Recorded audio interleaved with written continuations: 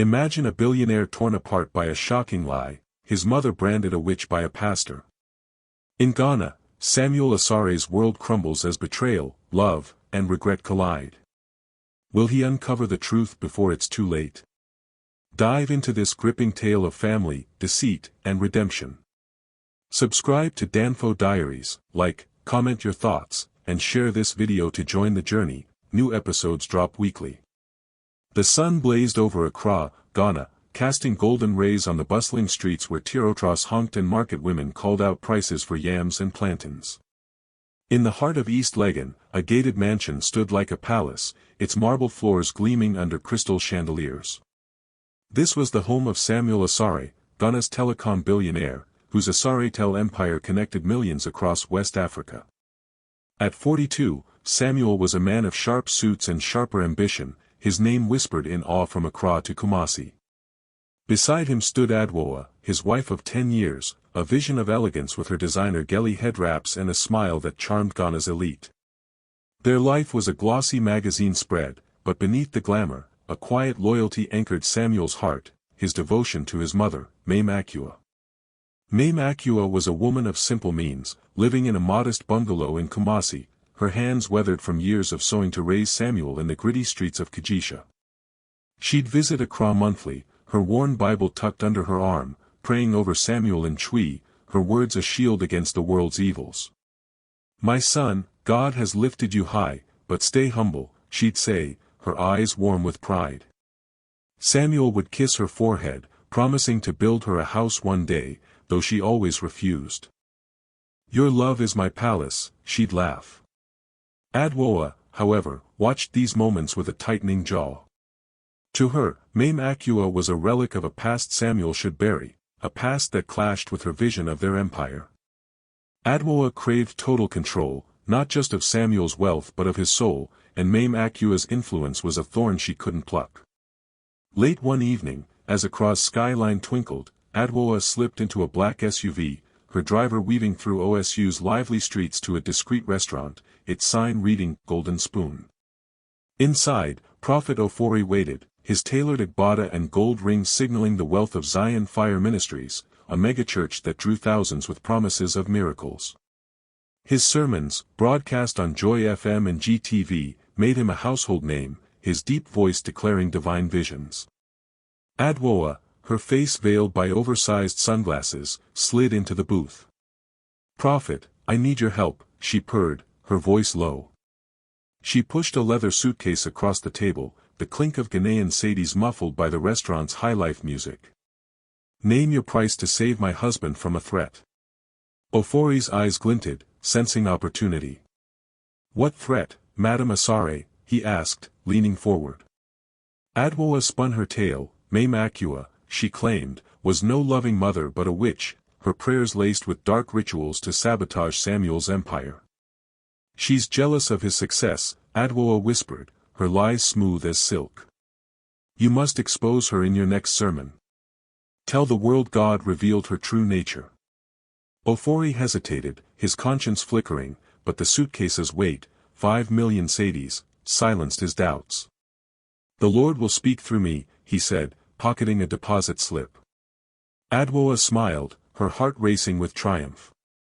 As she left, the night air carried the scent of kelaweel from nearby stalls, but a storm was brewing.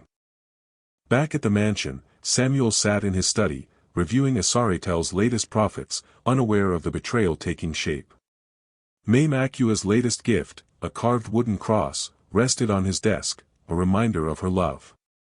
Adwoa entered, her perfume sharp, and kissed his cheek. "Samuel, you work too hard," she cooed, her mind already picturing Maame Akua's downfall. The stage was set, the prophecy sealed, and Ghana would soon buzz with a scandal that would tear a family apart. The air in Accra buzzed with fervor as Zion Fire Ministries filled with thousands, their voices rising in fervent amens. Prophet Ofori stood at the pulpit, his white agbada glowing under the stage lights, his eyes blazing with purpose. Cameras from GTV and TV3 zoomed in, broadcasting live to millions across Ghana. "The Lord has spoken." Ofori thundered, his voice echoing through the megachurch. "A witch walks among us, cursing the prosperity of a great son of Ghana, Samuel Asare. The congregation gasped, hands flying to mouths, as he declared, Maame Akua, his own mother, has been revealed to me as the source of dark powers threatening his empire. The words hit like a thunderclap, and within minutes, #WitchMother trended on Twitter, with blogs like Amaya Deborah and Pulse Ghana amplifying the shock. In East Legon, Samuel watched the sermon on his plasma TV, his coffee mug trembling in his hand, disbelief warring with dread. Adwoa sat beside him, her face a mask of concern, though her heart raced with satisfaction. Samuel, I feared this, she whispered, her manicured hand on his arm. Her strange prayers, those herbs she burns, Prophet Ofori sees what we couldn't. Samuel's mind spun. Maame Akua, a witch? The woman who sold her jewelry to pay his school fees?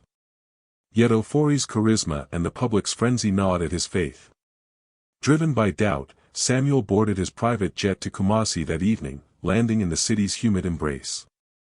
At Maame Akua's bungalow, the scent of fufu and groundnut soup lingered as she opened the door, her smile fading at his grim expression. Samuel, my son, what's wrong? She asked, her voice soft as she clutched her Bible.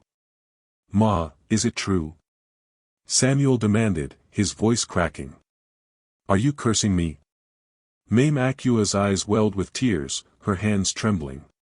Me, a witch? Samuel, I pray only for your blessings, she cried, pointing to her altar of candles and a faded photo of young Samuel. But Adwoa's lies echoed in his mind, tales of Maame Akua's secret rituals, her odd herbs bought from Kijisha market. Torn, Samuel left without a word, his mother's sobs haunting him. Back in Accra, Adwoa orchestrated a press conference, where Samuel, under her coaxing and public pressure, declared, for the sake of my family and business, I sever ties with Maame Akua. The nation split, radio shows like Peace FM debated her guilt, while others, like Market Women in Makola, called her a scapegoat. Meanwhile, in Ghanaweb's busy newsroom, Ifia, Adwoa's childhood friend and a sharp-eyed journalist, overheard a hushed phone call. Adwoa, thinking herself alone at a cafe in Lab 1, spoke to Ofori, the sermon worked. Keep quiet, and there's more money coming. Ifia's pulse quickened. She knew Adwoa's ambition but sensed a deeper scandal. Digging into Ofori's finances, she found unexplained deposits matching Adwoa's bank withdrawals. Her editor urged caution, but Ifia, hungry for a career-defining scoop, began tailing Ofori, her notebook filling with clues. As Accra's neon lights flickered, Ghana stood on the edge of a revelation, with Maame Akua's fate hanging in the balance and a journalist poised to unravel a web of deceit. In a remote village in the Ashanti region, where baobab trees cast long shadows over red dirt paths, Maame Akua lived in exile. Her new home, a crumbling mud hut with a thatched roof, had no electricity, only a flickering kerosene lamp to light her sleepless nights. Shunned by Accra's elite and branded a witch, she'd fled Kumasi's whispers, her heart shattered by Samuel's betrayal. Once vibrant, Maame Akua now coughed weakly, her body frail from grief and a lingering fever. Villagers, moved by her gentle spirit, brought her yam and palm oil, but she ate little, clutching her Bible and whispering prayers for her son. God, show Samuel the truth, she murmured, her voice barely audible over the cricket's hum. In Accra, Samuel's telecom empire soared, with Asaretel launching a new 5G network that dominated headlines. Yet, in his East Legon mansion, guilt gnawed at him. Late at night, he'd stare at Maame Akua's wooden cross on his desk, her tearful denial echoing in his mind. Adwoa, however, basked in her triumph, hosting lavish galas at the Movenpick Hotel, her sequined gowns dazzling Ghana's high society. To Samuel, Ghana's king, she'd toast, her laughter ringing as she played the First Lady of Wealth. Bloggers called her untouchable, but Samuel noticed her growing secrecy, late-night calls and sudden trips to Takoradi. Meanwhile, Ifia, the tenacious Ghanaweb journalist, worked feverishly in her cramped OSU apartment, her laptop glowing with bank records. She traced a trail of Sadies from Adwoa's private account to Prophet Ofori's, his sudden purchase of a Range Rover raising red flags. Cornering Ofori after a sermon at Zion Fire Ministries, Ifya pressed him, her voice sharp. "Who paid you to call Maame Akua a witch?" Ofori's sweat beaded under his agbada, his eyes darting. "You dare question God's prophet?" he snapped, but his trembling hands betrayed his fear. He fled, leaving Ifya more determined. The plot twisted when Ifya, tailing Adwoa to a beach resort in Takoradi, spotted her with Kwame, a suave politician in the ruling party. Hidden behind a palm tree, Ifya snapped a photo, Adwoa and Kwame, entwined on a private balcony, champagne flutes in hand. Kwame, a rising star with ties to Samuel's business deals, was funding Adwoa's schemes, hoping to secure Asare contracts. Ifya's heart raced. This was dynamite. She leaked the photo to GhanaCelebrities.com, captioning it, "Adwoa's Secret Affair." By morning, the image spread like wildfire, with radio hosts on Adam FM speculating about Adwoa's infidelity. Social media erupted, with hashtag Black Widow trending, threatening her polished image. Adwoa, enraged, called Kwame from her penthouse suite. "Fix this, or we're both exposed," she hissed. In the village, Maame Akua, unaware of the brewing storm, lit a candle, her prayers for Samuel growing weaker as her strength faded, setting the stage for a reckoning. Accra's air crackled with scandal as the leaked photo of Adwoa and Kwame exploded across Ghana's media.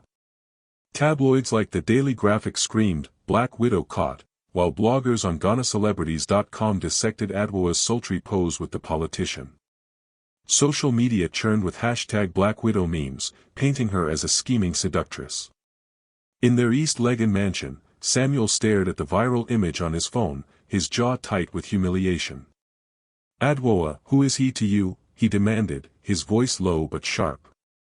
Adwoa, lounging in a silk robe, waved a dismissive hand. "Just politics, Samuel." "Don't believe the gossip," she lied, her eyes flickering with panic. But Samuel's trust, already frayed, began to unravel, his mind replaying her secretive calls and absences. In OSU, Ifya, the relentless Ghana web journalist, faced Adwoa's wrath. Threatening texts flooded her phone, "You'll regret this, Ifya," but she pressed on, her exposé ready. At midnight, Ghana Web published her bombshell, "Prophet Ofori paid to smear Maame Akua." Backed by bank statements showing Adwoa's 5 million cedi transfer and a grainy recording of Ofori saying, the witch story was her idea, the article sent Ghana into uproar. By dawn, angry crowds gathered outside Zion Fire Ministries, waving placards reading, "Arrest Ofori," and "Justice for Maame Akua." Police cordoned off the church as Joy FM broadcast live, callers demanding Ofori's head. The pastor, barricaded inside, issued a shaky denial on Instagram Live, but the nation smelled blood. Samuel, reading Ifya's exposé in his study, felt his world collapse. He stormed into the living room, where Adwoa sipped wine, oblivious to the storm. "Did you pay Ofori to call my mother a witch?" he roared, slamming the laptop down. Adwoa's glass slipped, shattering on the marble floor. Cornered, her composure cracked. "I did it for us, Samuel," she shouted. "Your mother was holding you back, tying you to that filthy Kajisha past. I wanted us to be unstoppable." Her confession spilled out. She'd bribed Ofori to secure her grip on Samuel's empire and funded Kwame to lock in political favors. Disgusted, Samuel called his lawyer. "File for divorce." "Now," he said, his voice cold as steel.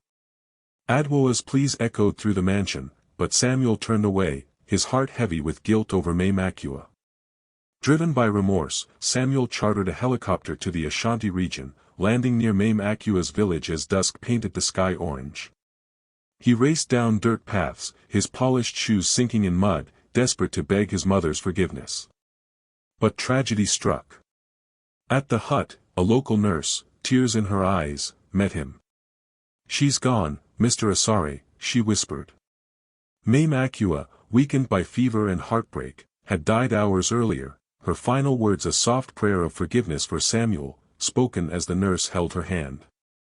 Dust swirled around Samuel's muddy shoes as he stumbled into the Ashanti village, his heart pounding with hope and dread. The mud hut loomed ahead, its thatched roof sagging under the weight of a starless night. Inside, the air was heavy with sorrow.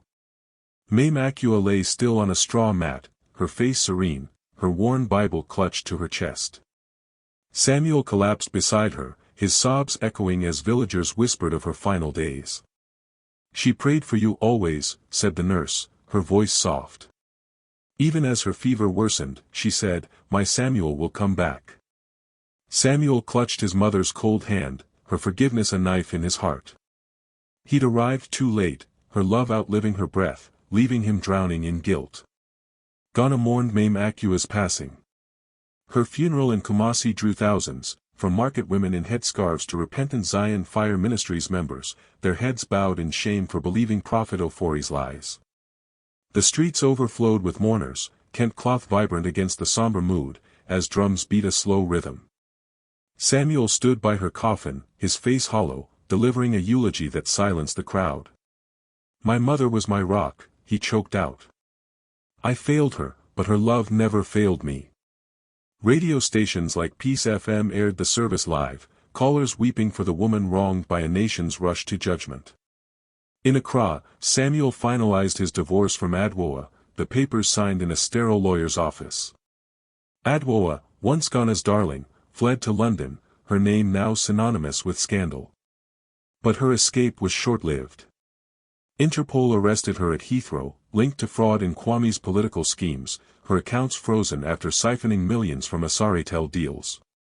Ghana's tabloids feasted, with headlines screaming, "Black Widow behind bars."